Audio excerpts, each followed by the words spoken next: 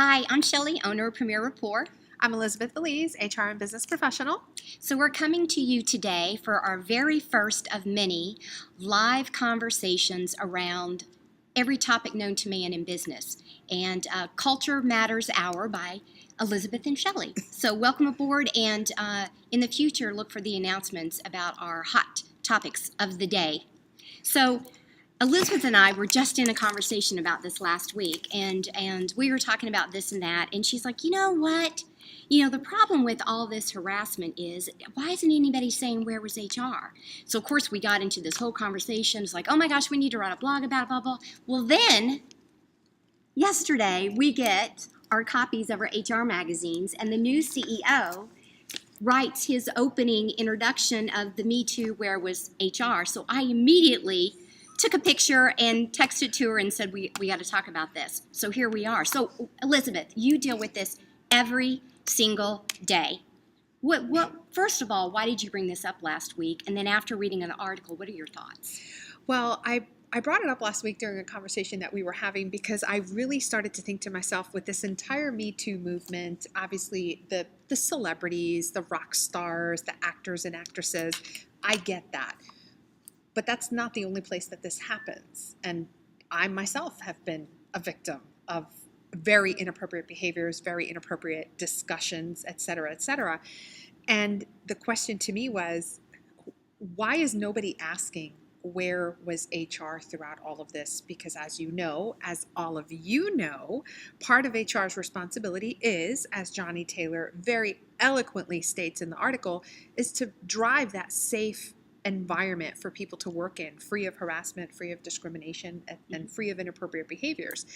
And I just kept asking, where was HR? Where was HR? You know, you and I have talked about the need for courage, and again, he brings this up as well. And it's a need for courage. You know, the conversation has been a need for courage for the victims coming forth. Mm-hmm. But the reality is, so many HR professionals, and correct me if I'm wrong, you dance this role of pro-employee, pro-employer, mm-hmm. when the reality is you're supposed to be the entire embodiment. And so it takes courage to be able to stand up as an executive in a firm, especially when it's your boss or the boss's boss, mm-hmm. who might be acting inappropriately. But the bottom line is, you know, we were talking about what's in the handbook, what type of training is being done, but it all comes down to one thing: the company culture. Yes. And predicating the boundaries of what is appropriate and what is not, and not turning it into a discussion now. I know I've gotten a lot of phone calls to deliver these training pieces as a fix, but what are you doing to curate it and make it a norm of what's acceptable and what's not? And it's so interesting because you say people are calling you to do this training as a fix. Let me be clear. Training is not the problem. Training does not fix sexual harassment or discrimination in the workplace. Accountability does. Yes. Accountability, your culture, and I'm just going to say what I've been saying for years and years. HR professionals have got to have the courage to stand up for what is right. Mm-hmm. Not just doing things right, but doing the right thing. And 10, 12 years ago, when I was first exposed to Johnny Taylor at the Garden State Council's SHRM State Conference, he was one of the keynote speakers. Oh, okay. And yeah, it was amazing. He changed my life. He doesn't know this. He doesn't know who I am. Johnny, if you're watching, now you know. You changed my life.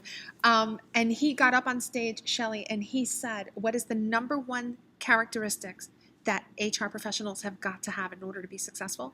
And people were throwing out all sorts of different competencies, and he was like, they're all good. They're all good. Courage.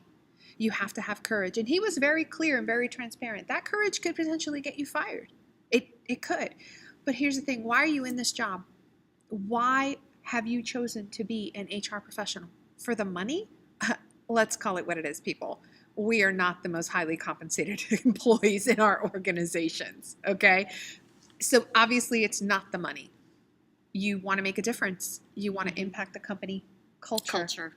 You want to drive the right behaviors, but without courage to stand up, without courage to lead, that initiative to lead that process, Stuff like this happens. stuff like this happens. And now Yeah. we've got the time is up. Well, guess what? Time should have been up Right. 20, 30, 40 years ago. We've gotten into what we call, norms, and we've got to get out of the norm piece, especially with all the automation coming. Mm-hmm. It's going to be more important as we of our tasks getting automated, that we're going to have more people time, so we better get our people stuff together. So we could go on about this. Yes. This is just a first preview.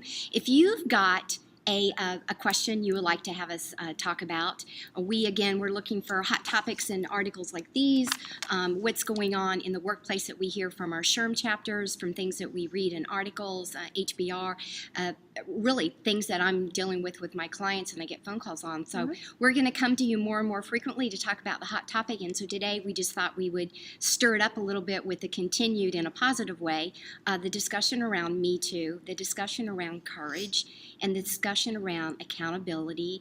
And it's all predicated of your workplace environment, which is predicated by the people inside the environment. So until then, I'm Shelley. I'm Elizabeth. Culture Matters, and tune in again to the Culture Matters Hour. Peace out.